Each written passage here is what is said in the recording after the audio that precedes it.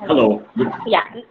Now I take this opportunity to welcome Dr. Ramprasad sir, Head of the Department of Public Health Dentistry, MCOTS, Manipal. He is also the FAMA Fellow. So it's indeed a pleasure to welcome you, sir. Yeah. So it's indeed a pleasure to welcome you for today's celebration. Thank you. Thank you so much. Thanks a lot. Thanks to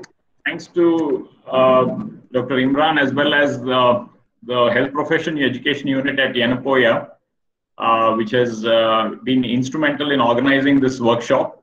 I think this workshop is giving all the delegates, all the members a comprehensive view of interprofessional education and interprofessional collaboration. So my session is actually confined to the ethical aspects. We have a lot of dilemmas whenever projects are being taken up and whenever we are encountering interprofessional education and interprofessional collaborative projects. So this session is going to give you an insight into what are the issues that actually are coming up when you're looking at interprofessional ethics. So thank you so much for the opportunity, and very glad to be a part of this workshop. Thank you, sir. Am I audible? Is it clear? Is the audio coming in clearly? Yes, sir. Yes, sir. You're audible.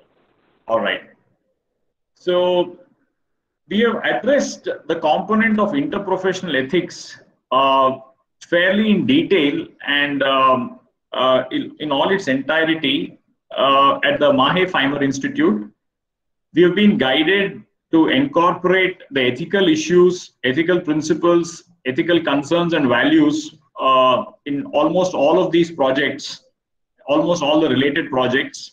And we have had training programs. We have had exclusive training programs in interprofessional ethics for all the interns, for all the registered fellows. We have had exposure to interprofessional ethics at various dimensions. In the sense, we have sensitized the student community, the undergraduates, the postgraduates, the fellows who are registering for the MPhil programs, the faculty, and the senior faculty through various measures. So it has been an incremental process. And as a part of KMC and KHIEC2, I have been updating myself in relation to the various guidelines and updates received from CDSCO, ICMR, and so on. And we have been fortunate to be guided by Dr. Animesh Jain, who's also attending this session. Thanks to you, sir, for all your constant support. We have been in touch with the various ethical bodies, and I'm aware of the well-established bioethics unit at Yenepoya too, Dr. Veena Vaswani, madam. So they're very, very happy to note that ethics is also being given its due importance in relation to the incorporation in both IPE as well as the IPC component. What is it that we are actually looking at? Whenever two professionals or more professionals are coming to meet, coming to solve a health outcome, a quality of life issue, or to create some kind of a value for a patient, there can be dilemmas. There can be issues which have to be sorted out amicably. There have to be issues which have to be solved out professionally. And there are issues which have to be addressed to see each person's viewpoint, and there may be clashes professionally or personally. So I will just take you briefly through about 4 case scenarios which we have encountered, and each of them has multiple interprofessional ethical issues in place. So I request all the attending participants to kindly enable their chat box and express their opinions freely, so that we get a feel of what exactly is going on in your mind when these case scenarios are actually being read out and when you're dealing with these particular cases. So This particular case, case 1, a 2-year-old infant has lost a massive amount of blood in a road accident. And again, the best chance of saving the child's life is an urgent blood transfusion and operative intervention to arrest the bleeding. Both the child's parents are Jehovah's Witnesses and refuse to give permission for a blood transfusion, requesting instead that the best available non-blood products are used to restore volume and that surgery is carried out without blood. A very pertinent, a very clear case of dilemmas.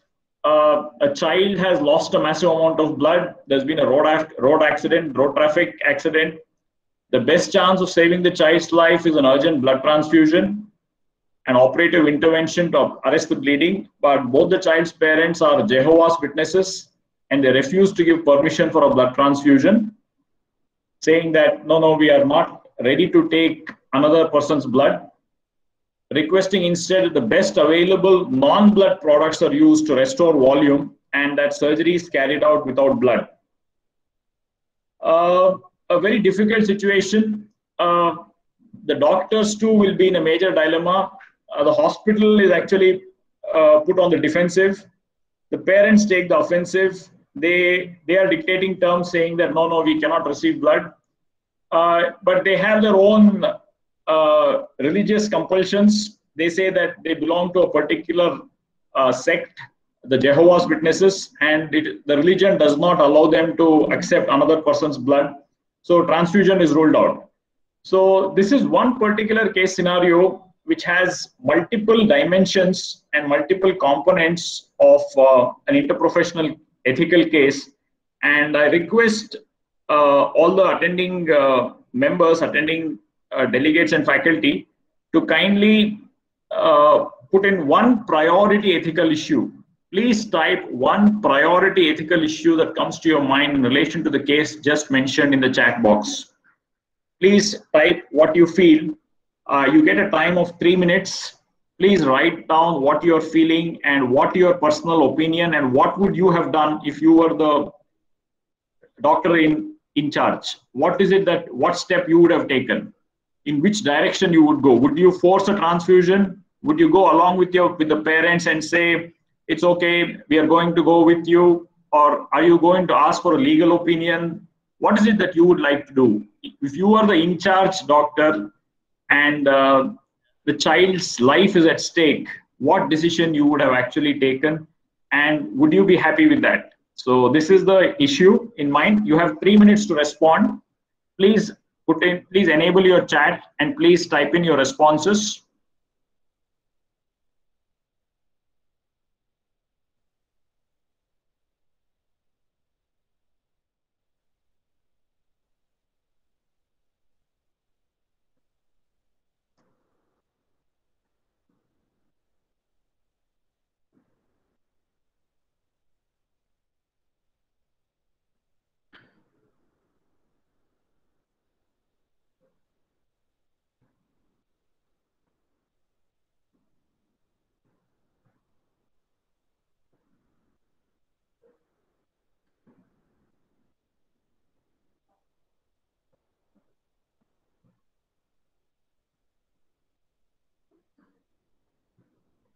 Is my audio coming in clear?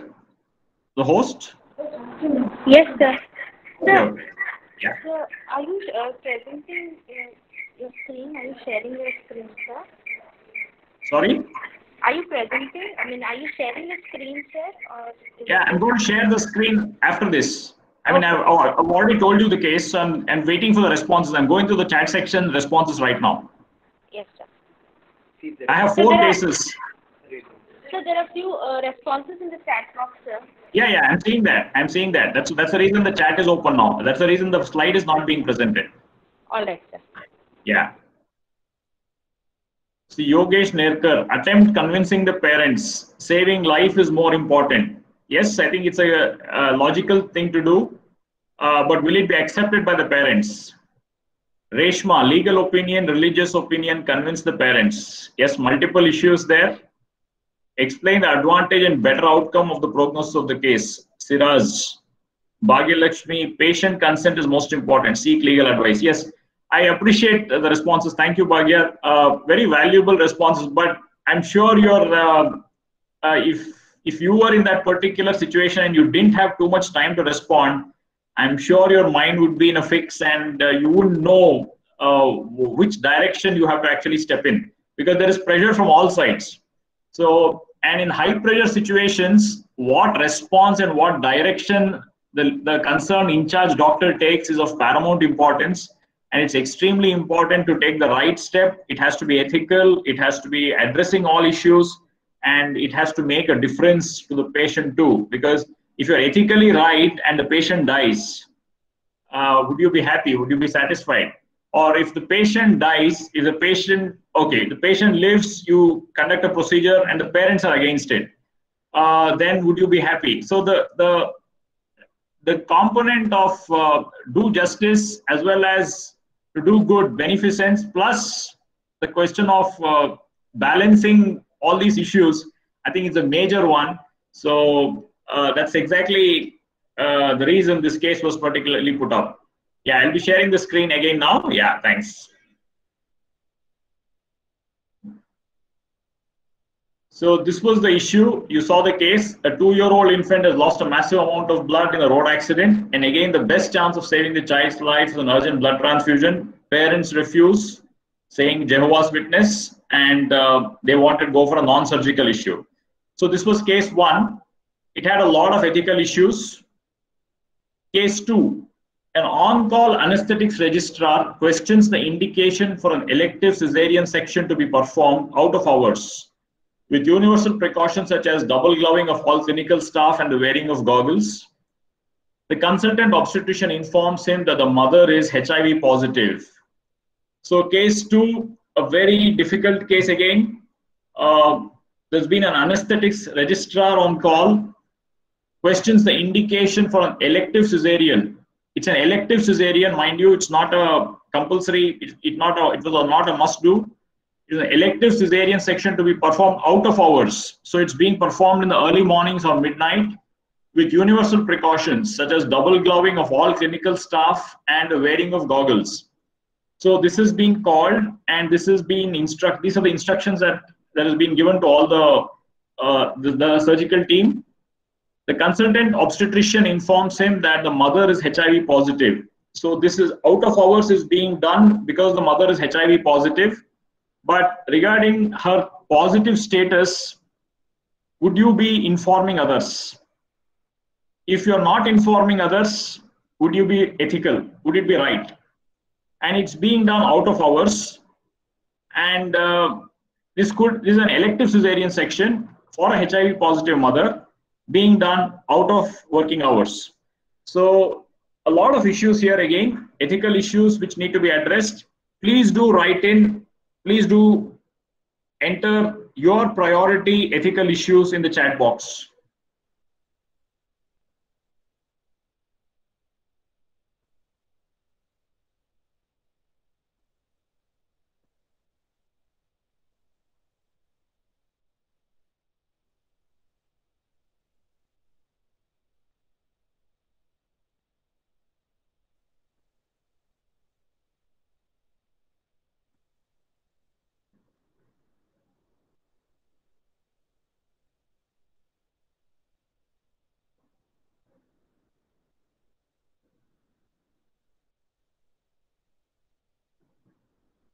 Responses coming in. Yes.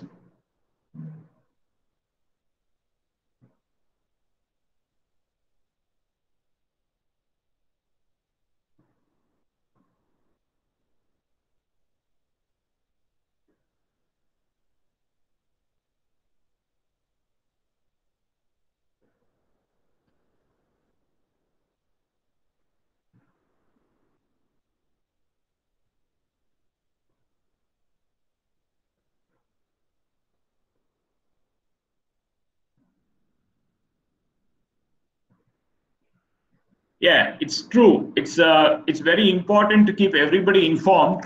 But the status of the mother, the HIV status of the mother, cannot be revealed to all people until and unless they were really related to the case.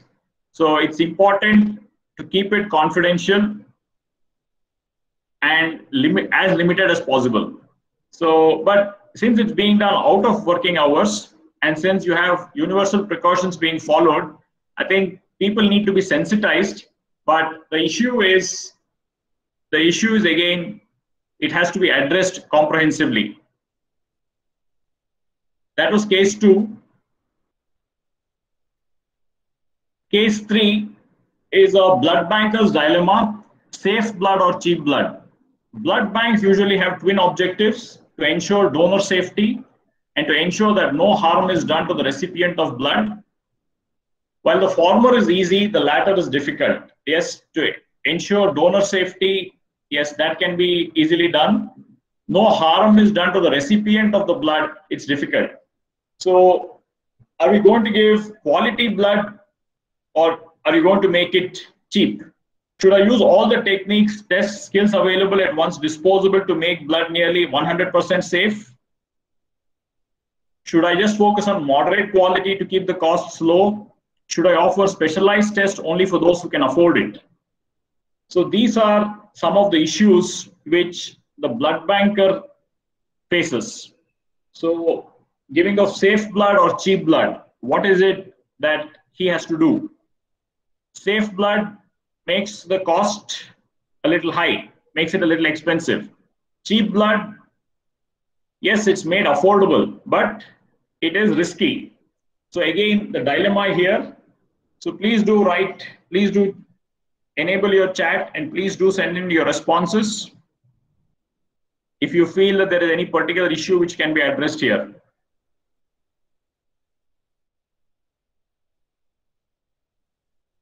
Safe blood, yes, absolutely right. Safe blood is the priority. But how safe? That is the issue.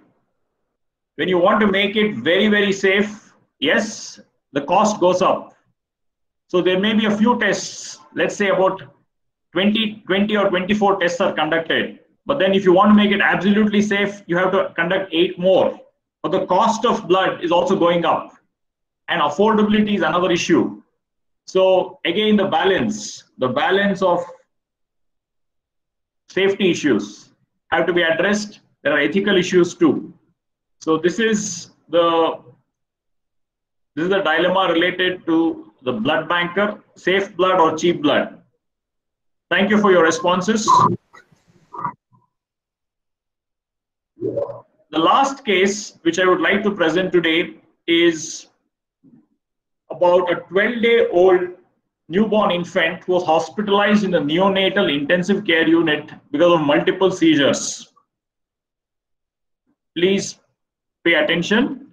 A 12-day-old newborn infant was hospitalized in the neonatal intensive care unit because of multiple seizures. On the evening shift of the 3rd day of admission, the nurse heard a sudden noise and noticed that the incubator door was open and the baby was on the floor. So the baby has actually fallen out of the incubator. The incubator door was open and the baby was on the floor. So a serious case, a serious issue. What is it that you feel? Who is responsible for this particular accident? How could it be avoided? And who are the people to be made accountable for? So your points of view, please kindly enter it in the chat section. The baby is on the floor. Baby has actually fallen out of the incubator. The door is open. So how could it have been prevented? Which was the team that was supposed to actually make sure that this doesn't happen? So it's very important for us to make sure that this issue is addressed, and nurse is definitely responsible, should be cross-checked. The carer is responsible, in charge nurse and doctor. Yes, all of them. How many? What time? Which team? Which batch? Who was working? Was there a register maintained? Is the hospital held accountable? Who was the supervisor? Who was the doctor? Was there an assistant? You have a lot of issues which are actually coming in to one's mind when you hear, read, or actually see this particular accident. It's very sad that such a situation has actually happened, and we're trying to see who was responsible for it and what are the corrective measures that actually need to be incorporated.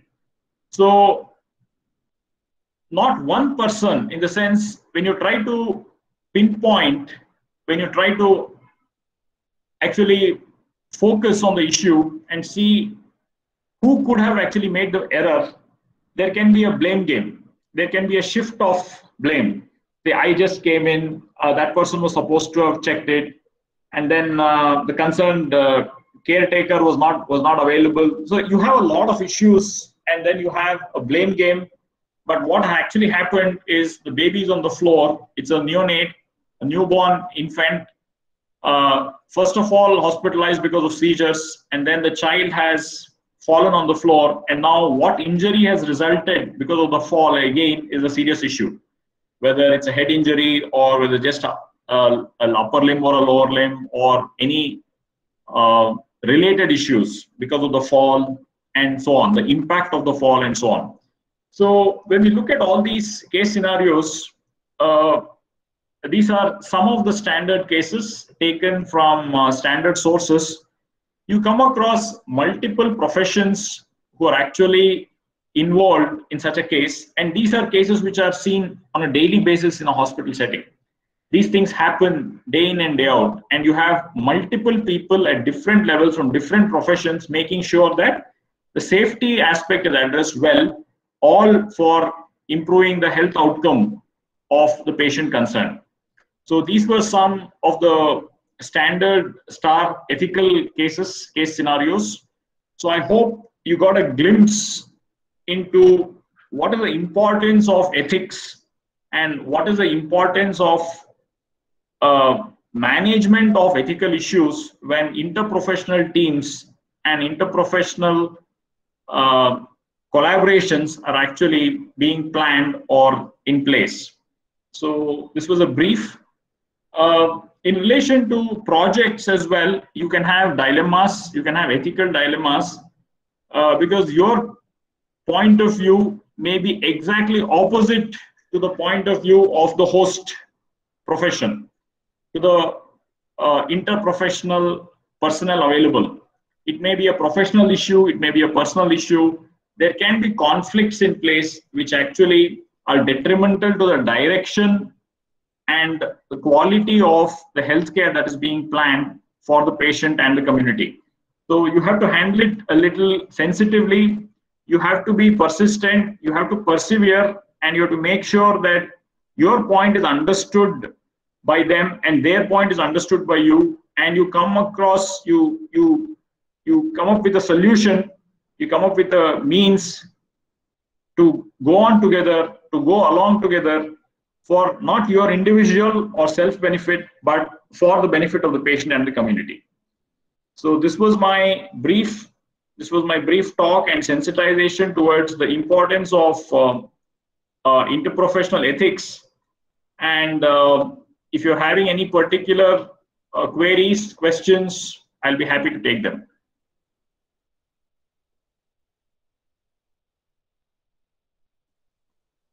You can either post your queries in the chat or you can unmute yourself and you can ask me a question. No problem. Is my audio clear? Is it coming through well? Yes, sir. Yeah. Any queries, please let me know.